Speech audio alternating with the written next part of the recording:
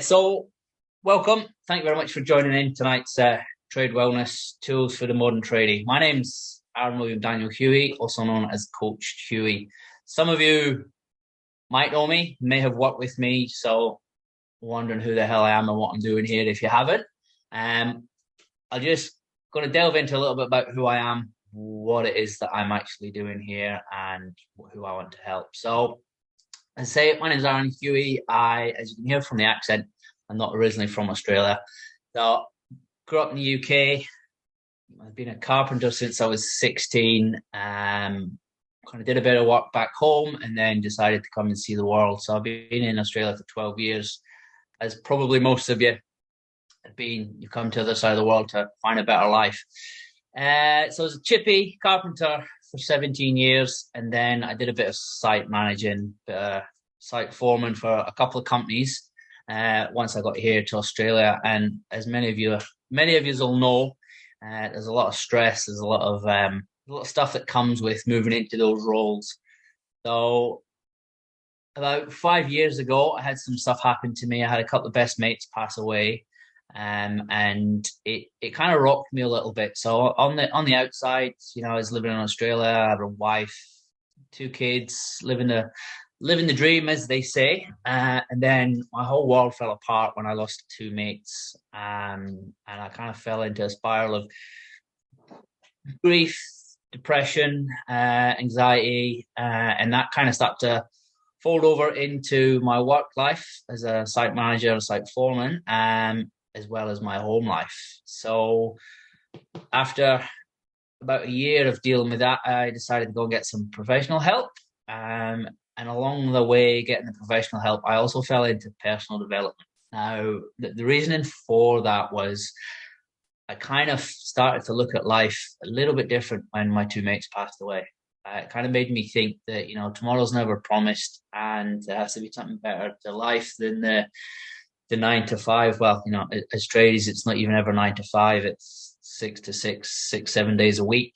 So I decided to go looking for something different and start working on myself to, just to try and pull myself out of the deep, dark shithole that I was in. And then I found coaching. So I went to my own coach and I kind of liked what they were doing and the message that they were doing. And when I mean coaching, it was just a general life coach, somebody who helps you with goals and, things that you've got going on in life that you don't really want and you don't know how to fix. I got one of them, and as soon as I saw a guy on stage being able to help 4 or 5 different people from different walks of life, I kind of knew that that's the path that I wanted to take. Right? Being able to help people and give back to people in all different walks of life just by learning a few different things, a few different strategies, doing some different bits and pieces. So I spent the past probably two and a half years doing that prior to COVID, and I was just coaching everybody and anyone, men, women of all ages, from all nationalities. And then at the end of 2021, kind of hit home that I should really, I looked around me, and in the construction industry, mental health is shocking. And it became pretty clear to me that the more conversations I was having with guys about the type of coaching and life changing stuff that I was doing, that I should maybe turn this, give it back to the boys who I'd worked with and boys who I'd seen. I'd grown up being a carpenter for 16 years. Pretty much I've seen the good, the bad, and the ugly on both sides of the world. And it was the same shit, different day for a lot of these guys. So that's what kind of put me into the coaching role, and that's what kind of where I'm now taking. Although I still have the day job as a carpenter, my main focus now is helping tradies and giving back to them. And I do this for a couple of reasons. So my why, if you know anything about personal development, or if you don't, there's a big thing about your why. Your purpose to why you do things. And for me, it was to become a better man. When one of my friends passed away, somebody said to me, the best thing you can do to live on in their legacy is to live the way that they would. And I was looking at my life and the things that I was doing, and some of the things I knew that he would look down upon, and thought, right, okay, shit needs to change here. I need to have bigger goals in life. I need to have bigger dreams, and just living for the weekend. So my main why is to better myself, and then that replicates down into my family. So I've got three young girls that they're my worlds, and I want to be able to give them as much as I can, not just financially, but raise them to have somebody to look up to then have somebody that they want in their life when they get older. So that's one of my main whys. And then also that tomorrow is never promised. I kind of thought, life's too short to be swinging a hammer 6 days a week and not, working for somebody else, not really seeing the benefit of it. And I kind of start to look out of the field. So I did a few different things, some affiliate marketing, some online stuff, and it's kind of salesish stuff that never really resonated with me. And I have a few different ideas now that I want to grow the coaching business, so that's going to allow me to kind of move away from my day job, so that the hours on site will decrease, so I can spend more time with my girls. I can do more things for me, and then I can also give back and go back onto site, but in a different role as the coach. And also making a positive impact is a huge why for me. Like, I know that the work that I have seen and done for myself with my own coaches and my own mental health stuff, I see how much of an impact that has on my kids. Like, the benefit of me being more positive is then relayed on to them. They don't have a shitty, miserable, grumpy dad anymore. And I can see you do that with individual guys, they'll go back and be a better partner for their partner, so they'll be a better dad, or they'll be a better mate or work with. There'll be somebody better to have on site. There's nothing worse than having somebody on site who's just pissing miserable. And I know we all know them. There's definitely guys on site who you're probably all thinking of right now. Who do I work with? So the main guys that I work with now are men in the trade. So tradies, blue collar workers who want to improve themselves, and that can be from a purely, it can be a purely emotional level, it can be a purely spiritual level, or help their health. As we all know with tradies, we've got a pretty shitty health regime. Not everybody, but for the most part, you look around the site, most guys are overweight. Most guys have got a really shitty diet. And that's something that I want to try and help improve as well. And also wealth. Like, I've learned a few things over the past couple of years as a coach that nobody ever told me as an apprentice, about how to look after your money, how to put your money in different places. As tradies, we earn a decent wage. Maybe not so much now because everyone's week to week with all the shit that's been going on. But for younger guys, for the most part, we get a decent wage, and instead of sticking it up their nose or pissing against the wall, or buying the next shiny thing that comes from Makita or Milwaukee, they would just invest some of that at a young age. Start from a young age, putting a little bit away. They wouldn't have to work until they're 50, 60. They'll have a little nest egg away there, or they'd have some sort of investment to help themselves, which I'm 37 years of age. This year just passed, and I only really learned about proper money mentality last year. So I kind of help guys with that, and also relationships. So relationship with themselves, with their partners, with their families. And a lot of guys don't want to talk about that stuff, and they'll just get on with it. But when it comes down to it, at the end of the day, it's all well and good being the big man on site, but when you go home at night, most older guys don't have anybody at home. They'll go home to a dog and a six-pack beer, or they'll go home to the pub where there's another 6 or 7 lads who are in the exact same boat. And there's nothing wrong with the social aspect of the pub, but really, when it comes to it, we should be going home to somebody, and helping guys with that, especially in the trade. How to properly have a proper relationship with, firstly, themselves, then to find a girlfriend, a partner, somebody long term. That's kind of the grasp aspect of the guys that I work with. And the kind of Bobby basic of where we start is, this here is called the wheel of life. And, it's all aspects of your life, your mental health, relationship, your recreation. So what you do for fun, what you do for your downtime.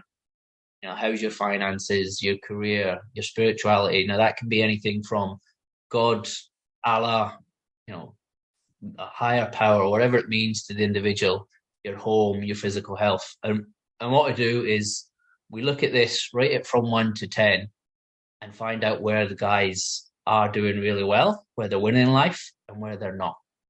And it's very, very, unless you've been working on yourself for a long time, you've got all your ducks lined in a row, it's very hard to find anyone who has all of that 10 out of 10 for all of those.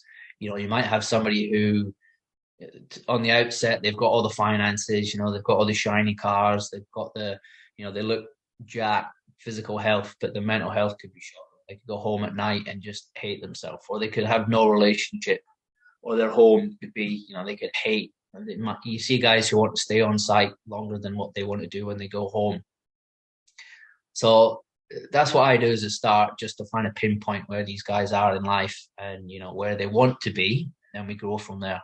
And it's all about, finding from that A to B, where you are to where you want to get to.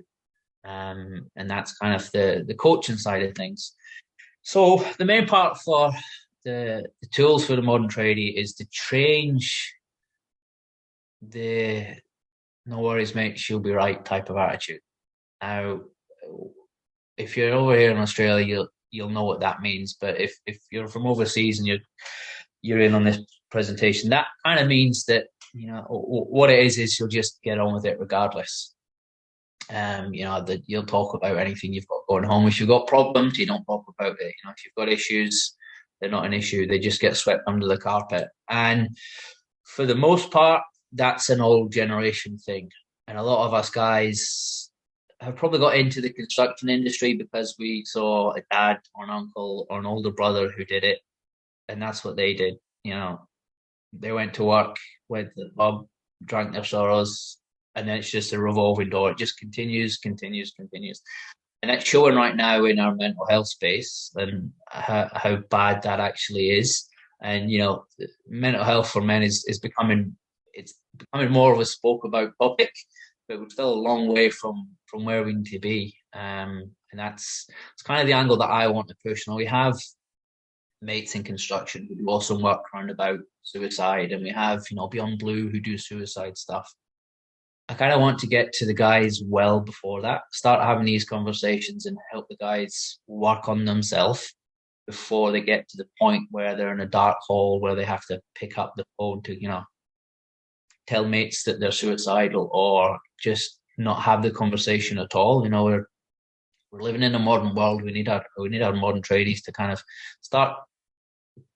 It's okay to be not okay. It's the whole "are you okay" days and things like that. They're great. They highlight it for a day, but it needs to be an ever-growing, ongoing conversation.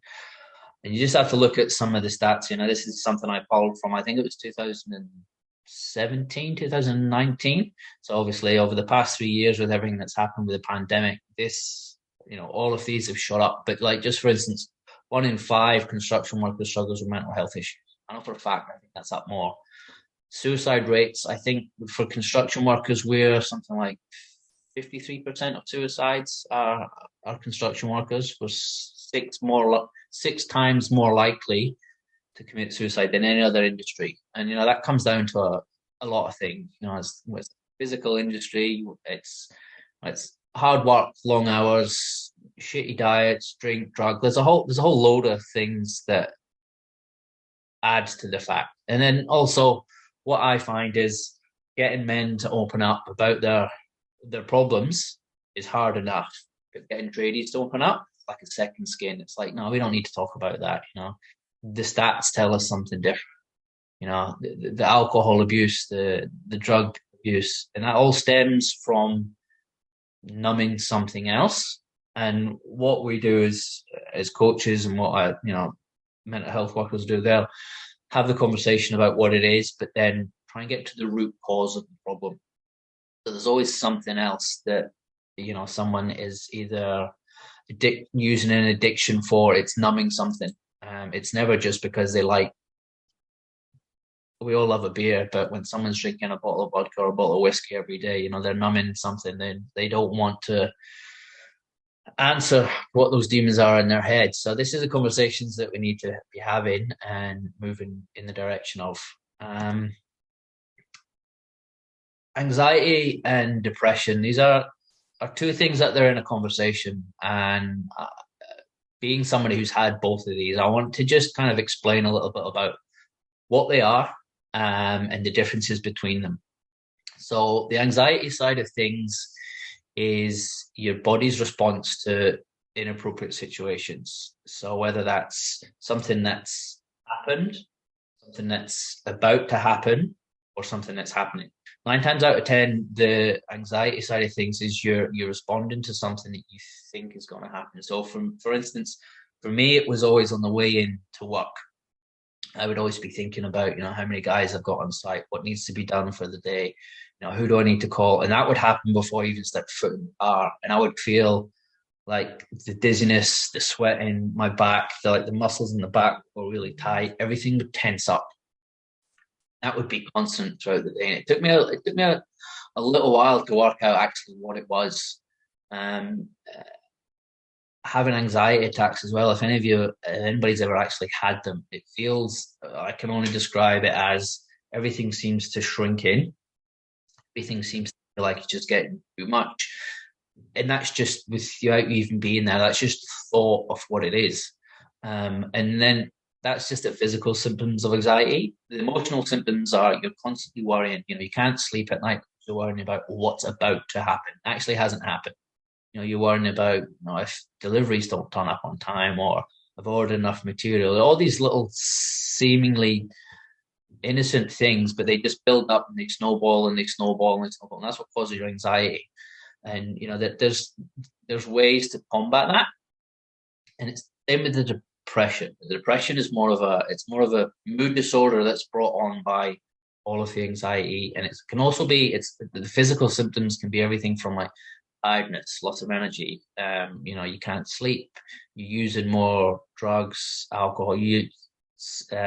Loss of sex drive with your partner. Loss of wanting to even be anywhere near your partner. Change in food. Like they're two different things. So the anxiety side of things isn't it almost like an add-on to the depression? That's what kicked it in. And both of them can be used by. Both of them can be helped by medication. You can go to your doctor and you can get a mental health plan and tell them how you're feeling, and you can get medication for it. Now, me and myself, I have been on depression medication for a couple of years now. I came off it because I thought, I don't want to be on this. It's not helping. And that was, if you've ever been on them yourself and you've had to come off them, worst idea ever. It makes everything 10 times worse. It just heightens everything that you thought you were fixing. It just takes everything back to zero. And what I've found now and what I accept is my medication keeps me on a level where I can be the person who I need to be for my kids, who I need to be for my partner. Like before I had the medication, I was the angry Scotsman. I was the little guy running around and screaming and shouting at everybody. And then when I started taking the medication, I started to do a few other things that I'll talk about later on the presentation. Like kind of just changed. Your mood just changes. All of these little things that used to previously feel like they were the end of the world, you start to understand that they're not really. All of these things. You have an argument with somebody, or you order something and it's wrong. Everyone makes mistakes, but when you're at a heightened anxiety or heightened depression, these feel like the end of the world. So medication is one way to do it. And I speak to a medical professional, but it has worked for me. And there's a stigma around taking medication and, keeping at it. If it helped you get through your day, if it helps you do what you need to do to be properly regulated, do what you need to do. A few other things that I have found that massively change on site that help with the anxiety, the depression, is changing your mindset, positive mindset and gratitude, being grateful for the things that you have. So you all probably know somebody who comes to work every day, and he probably has done for 30 or 40 years.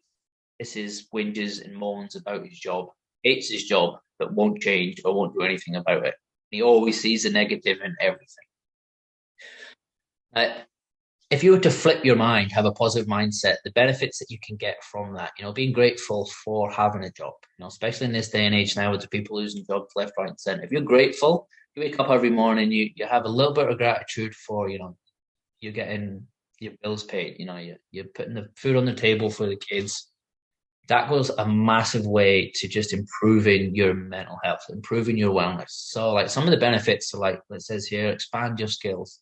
So if you actually appreciate your job, you'll want to do more. You might not want to climb up the ladder and, become a site manager or become project manager. You might not want to do that, but what it'll do for you, it'll broaden your vision into just being more grateful for what you have, which you try and, most guys, especially tradies, we identify it as being tradies. We don't ever see it as that's just our job.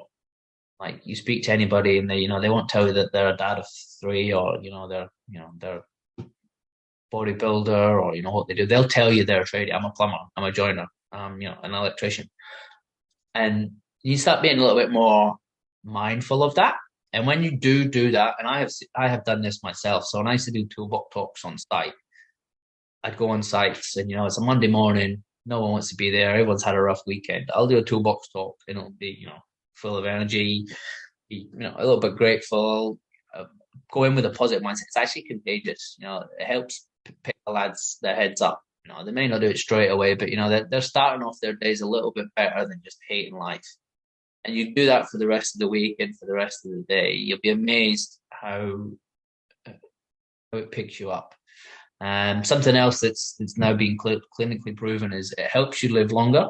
So if you're in a negative mindset, your body will actually esters in that. So that's where you get inflammation. That's where you get, you're constantly, I forget the correct terminology for it, but your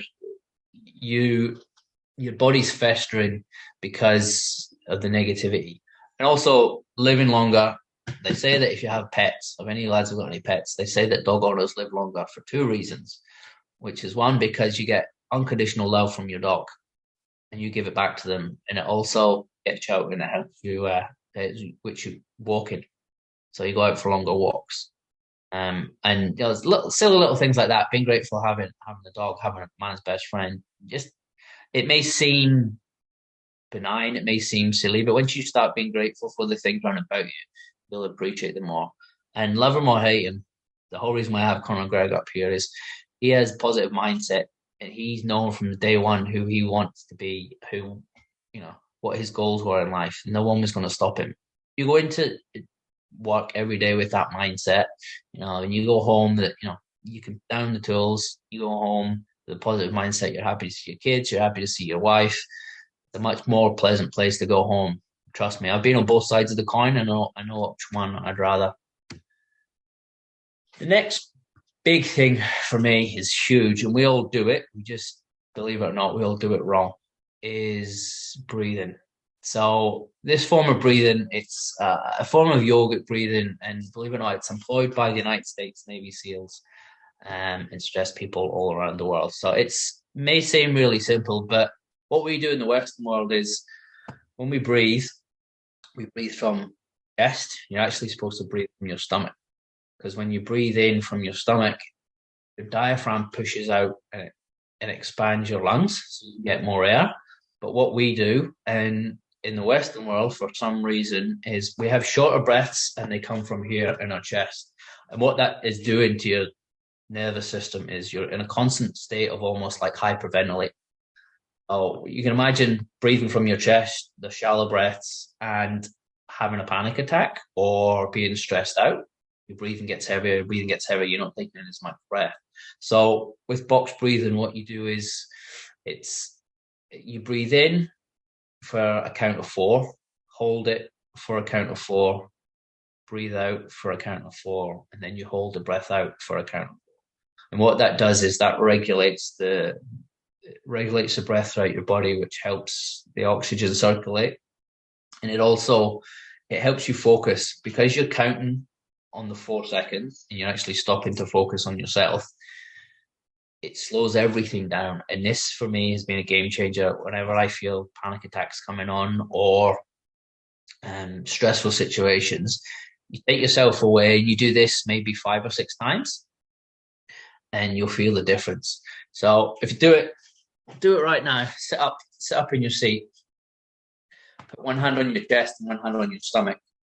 Then just breathe in and out normally. And you'll probably find that it's your chest that moves in and out, not your stomach.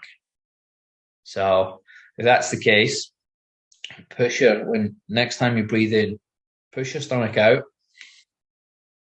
and just feel your hand move in and out. That's the proper way how we're supposed to breathe.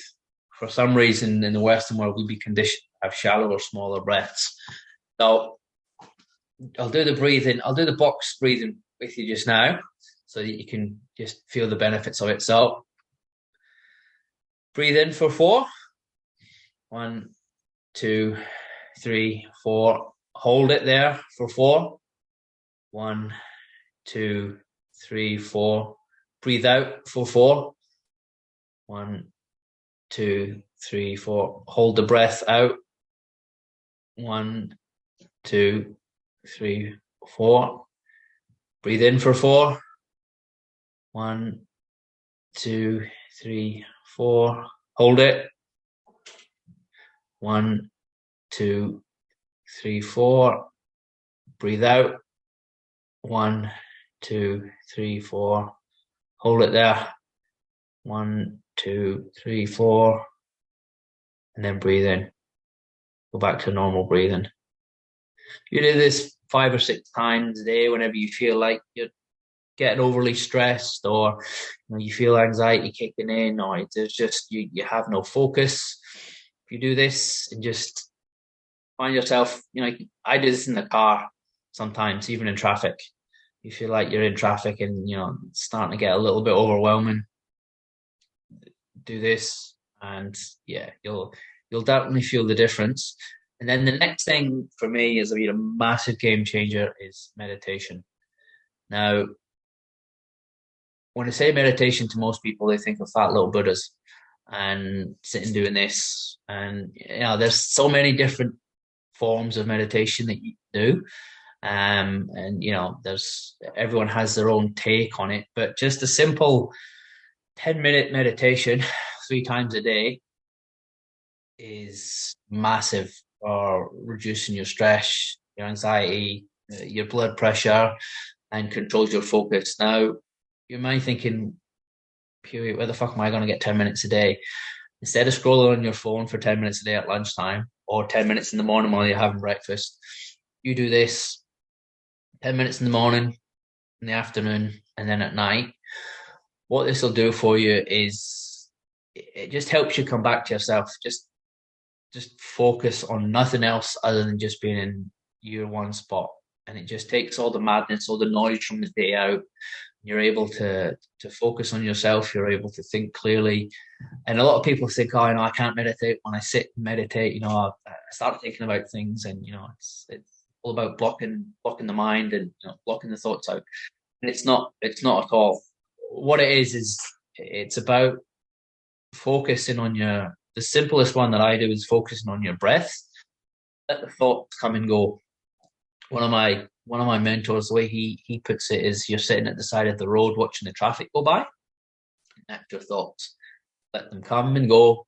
Let them come and go. You don't have to control them. You don't have to try and block things out, because the more you try and do that, inevitably what happens is you're going to focus on them. So if you just sit,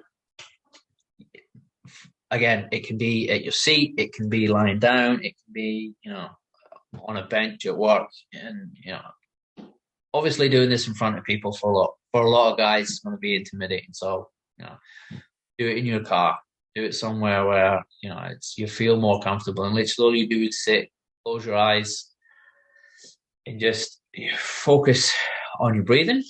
And what I mean by focus on your breathing is you just close your eyes and you breathe in for a count 1, breathe out 2, breathe in 3, breathe out 4, breathe in 5. Do that the whole way up to 10, and then you start again. And do this for 10 minutes. Just set a timer on your phone.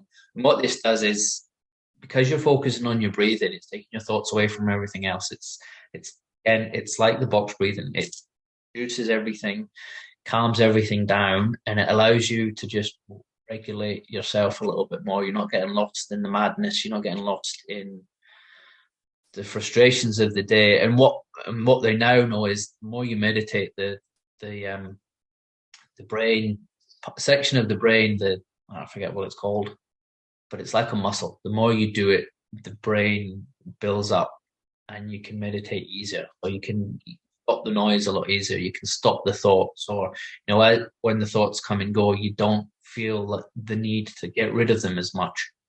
And yeah, meditation. I actually even do this with my kids. So I've got a 9-year-old and a 6-year-old, and at the end of the night, when I've had that crazy half hour before bed, I have an app on the phone. I lie down with them, and they'll meditate. They'll do the breathing, and it just helps them relax. It helps them sleep. I mean, 9 times out of 10, I fall asleep with them, and I wake up an hour later, and I'm like, oh, fuck, where did my night go? But it's a good thing that I've shared with my kids, and I can't highly recommend it enough. And the next one this is something that I learned from a police officer of all people. And I'll tell you a little story about why this kind of rings true. So leave your boots and shit at the door. So all this one stems from is I heard a story about a police officer one time. And obviously police officers are dealing with a lot more horrendous shit than what us tradies deal with. They're dealing with deaths, robberies, everything. And this guy was asked how he compartmentalizes all the shit that he's seen throughout the day to then going home. And what he did was his doorstep, he had this little jar, had $1 coin in his pocket every day. And when he went home, before he stepped through the door, he would take out that $1 coin, and that would be him leaving his police owner. That would be leaving all the shit that he saw through the day there. And then he would step in the door, and he would be family time, would be his time. And I kind of thought, this is something that we could do as tradies. And I say this because I have been in this situation where I had a really bad day, had a site full of like 30, 40 men, all asking me a million questions, 8 hours a day. Just, you'll know what it's like if you're in that situation yourself, just constantly going. I went home, sat down at the dinner table, and I had the kids going at me, and I had the wife going at me, and I just, through no fault of any of theirs, I lost it and just said to the wife at the time, "That's done. I spent 8 hours a day dealing with idiots. I don't want to come home and have to answer to another one." And as soon as I said it, I was like, fuck, I did not have said that. It was not her place. And she just, as then if you've got a wife, she shot me the look through the dinner at me and fucked off into the kitchen. And I was like, that's not on. I can't be bringing shit home. So this one, for not only for your own wellness, but for the wellness of your family, is don't bring the shit from work home. So you take your boots off at work, take a breather, leave whatever it is for an hour or two until you can go home, you can have dinner, you can have time with the family. Then, if the thoughts are still there, if you still have to order stuff, if you still have to deal with something from that day, then do it. I think this is such a game changer for especially people with families. And it works both ways too. So don't take your shit from home into work. Now, you can, by all means, vent to your partner about little things and, getting things off your chest. Don't go home and take out the shit from the day on the people who don't deserve it, especially kids. I used to do this a lot. I used to be shouting, be amped up, and it would always come out towards kids and my ex-wife, and it's not their fault. It's not their shit to deal with from site. And this one, I think, leave your boots and shit at the door is it's simple, but it's an effective technique. And then after being able to deal with the stress, the anxiety, the anger management with those things, the 4 stages of improvement to take that to the next level for yourself, I see them as being awareness, ownership, education, and accountability. That can be in all aspects of life. So awareness is pretty much you accepting that something's not working in your life. So whether that's, your finances, or, your health's not great, or your relationships aren't great, or, the jobs aren't going well, whatever it may be, become aware of it. Don't just keep, putting it under the table, kicking it underneath the carpet. It'll go away, it'll go away, because it never does. Regardless of what it is, it never goes away. So one is being aware of it. Two is taking ownership of it. And by ownership, I mean, saying this does no longer serves me, whatever it is. It hasn't worked for me in the past. It's not working. I need to change it. And taking ownership of you may be the one that's the problem. If you're the one who's constantly bringing up arguments on site or at home, or if you're the one who's drinking too much, or if you're the one who's not eating properly, that's yours to take ownership of. No one else is going to fix it other than you. And the third one is education. Educate yourself on how you fix that. Because we don't know what we don't know. If you've been doing something for so long, and that's part of your programming of what you do and how you do it, you don't know any different.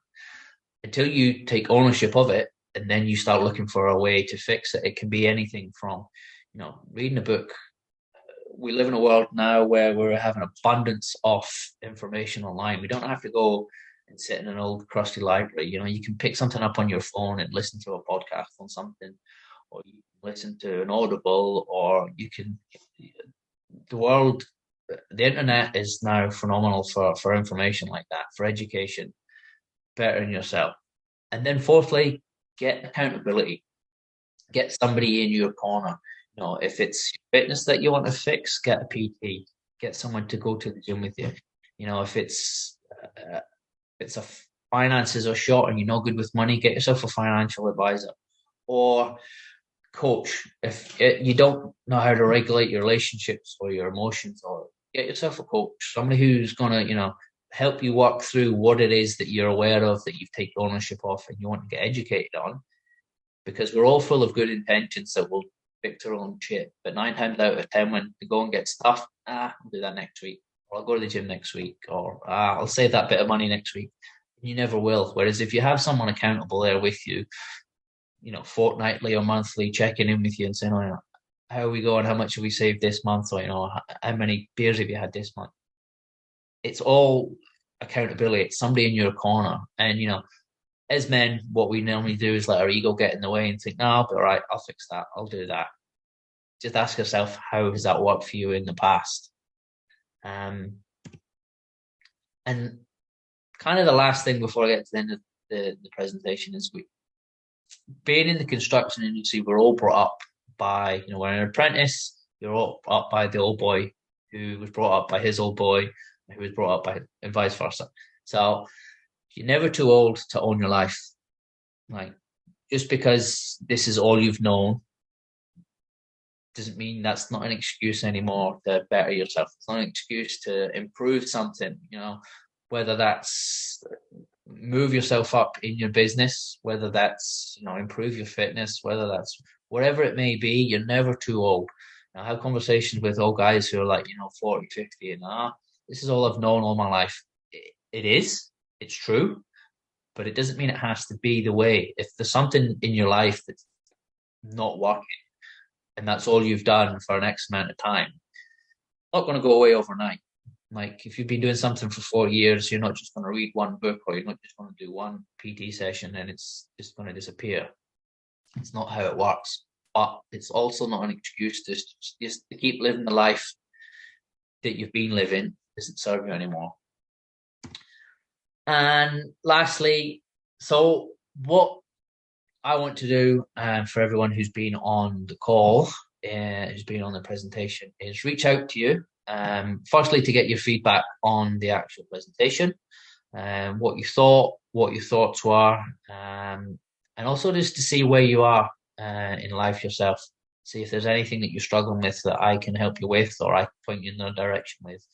But also, I do this in group sessions. So if you have your own business, or if you have a group of tradies or mates who you think, this conversation might help one or two of them, I can do this in a group session. I can do group presentations on site. I'm taking this to the bigger sites because I think this is a message that I need to spread further. And just like it says, help starts with a simple conversation. So we're reaching out to everybody who's been on the call and just having a chat.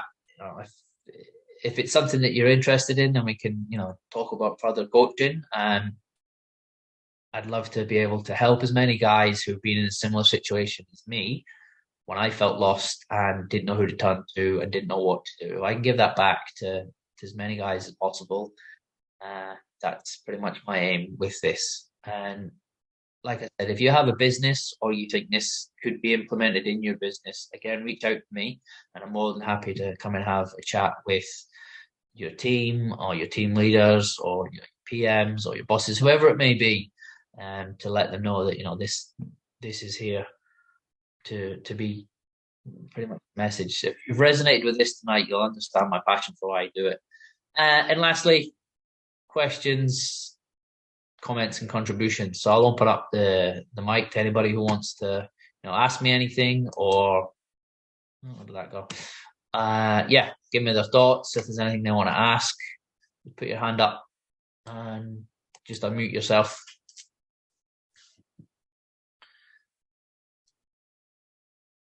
No takers. Oh, Rob's moved up. No.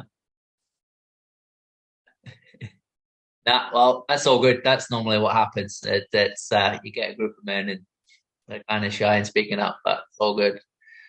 Look, gents, I really appreciate you taking some time out tonight to come listen to this presentation. And yeah, hopefully a little bit of what I've said tonight will resonate with you. Might help you, in where you are in your life, or it might help you with somebody else. So, I really appreciate you guys coming on and giving me your ears for the night when you could have been doing something else. So I'll end the presentation. If anybody wants the recording for this, because I've been recording this, to listen back, let me know. I'll more than happy to pass it on to everybody. Cheers, boys. Appreciate your time. Have a good night.